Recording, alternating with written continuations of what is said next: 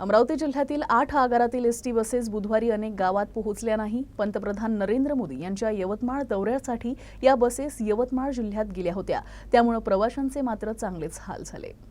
यवतमाळ इथं पंतप्रधान नरेंद्र मोदी यांची सभा आयोजित करण्यात आल्यानं याकरिता जिल्ह्यातून 150 बसेस सभेकरिता पाठवण्यात आल्या आहे। त्यामुळे जिल्हावासियांना याचा चांगलाच फटका सहन करावा लागतोय। अमरावती आगारासह जिल्ह्यातील अन्य आगारामध्ये बसचा तुटवडा असल्यानं प्रवाशांची चिक्कार गर्दी दिसून आली आहे। यामध्ये 10वीतील परीक्षेच्या विद्यार्थ्यांसह प्रवाशांना तासनतास ताटकळत राहावं लागतंय। यामुळे एसटीच्या अधिकारी कर्मचाऱ्यांची देखील तारांबळ उडाली आहे। यवतमाळ जिल्ह्यातील भारी इथं पंतप्रधान नरेंद्र मोदी यांची सभा बुधवारी आयोजित करण्यात आली होती।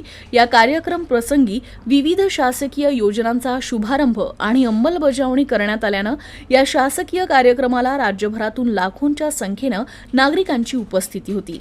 त्यांना यवतमाळ इथं जाण्याकरिता स्वतंत्र बसेसची सुविधा करण्यात आली होती। विदर्भातून 930 तर जिल्ह्यातून 350 पैकी 150 बसेस यवतमाळ इथं रवाना करण्यात आल्या। अमरावती बसस्थानकावर विद्यार्थ्यांसह प्रवाशांची मोठी गर्दी दिसून आली। मात्र बसेस अभावी त्यांना तासनतास वाट पाहावे लागल्याचं चित्र होतं। चांदूर बाजार, परतवाडा आदी प्रमुख मार्गावरीलच 1-2 बसेस दिसून आल्या। प्रवाशांची मात्र चिक्कार गर्दी होती।